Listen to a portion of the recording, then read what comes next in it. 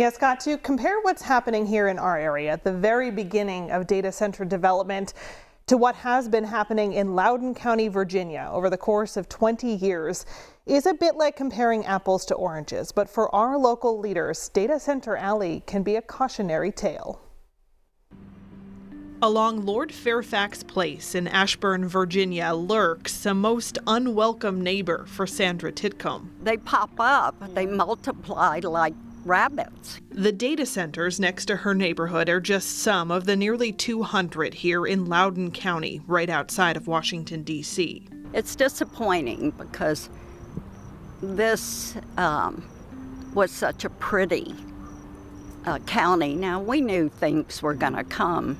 We just didn't know that they were going to be ugly things. The community she's called home for 40 years is now known as Data Center Alley. The buildings, some of them massive, are everywhere. They house racks and racks of servers, but relatively few people. I think our supervisors that approved this are like pimps that prostitute out our county for whatever benefit. Some data center experts here in Virginia believe this county has reached a saturation point. Land for data centers sells for as much as $5 million an acre. As the Action 16 team drove into Loudoun County, we saw long lengths of fiber optic cable along Route 15. The cables stretch an hour north to Frederick, Maryland, to power new data centers there. As data center development arrives in northeastern and central Pennsylvania, we wanted to see how the industry has affected life in Ashburn. Loudoun County, Virginia has the highest concentration of data centers in the country. There are just under 200 data centers in this area. We visited 3 parks here in Ashburn. Each one is directly next to a data center. But advocates for data centers say those parks have been well served by the big buildings next door. Loudoun County gets $1 billion a year from the 200 data centers that are in Loudoun County. Now, it's not exact, but the math becomes very easy.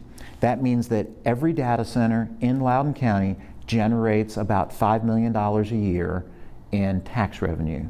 We sat down with Delegate David Reed, a Virginia state lawmaker who represents Loudoun County. He ran us through the past 2 decades of development here when data centers took off with the dot-com boom and reached new altitudes with the emergence of artificial intelligence. Artificial intelligence is, say, maybe a 30 or 40% additive on that, but it's all of the other personal decisions that we make on any given day that is driving the demand for data centers. Those decisions include sending a text message, streaming a movie, or using a credit card. There's a data center in my district for Visa that processes 94 billion Visa transactions a year. That's 180,000 every minute. So our personal choices are what is driving the need for the internet. Reed is quick to point out the benefits of data centers. Tax revenue has helped Loudoun County create a new state park, a senior center, and a $103 million rec center that opened this summer. Loudoun County estimates it will take in a formidable $750 million in data center taxes next year. Because of this, Reed says county leaders have been able to reduce property taxes. Your community, your locality needs to get together and go, if we're going to get this money, then what are we going to do with it for the benefit of the community? Make those decisions now, because if you roll it into the general fund, it gets lost in the noise. Still, Reed says there are lessons to be learned from Data Center Alley. Loudoun County allowed data centers to be built in areas zoned as light industrial, so they multiplied on main thoroughfares and right next to neighborhoods. It's the old story of the frog in a boiling pot of water. If you put a frog in a boiling pot of water, it'll jump out to save its life.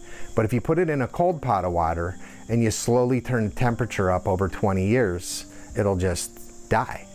And that's what they've done to these people down there.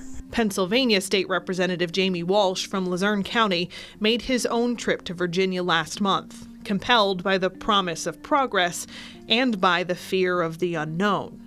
The conversations that township supervisors need to be having right now is getting ordinances to put guardrails on these because they can get out of control really fast. Walsh's counterpart in the Virginia legislature would agree.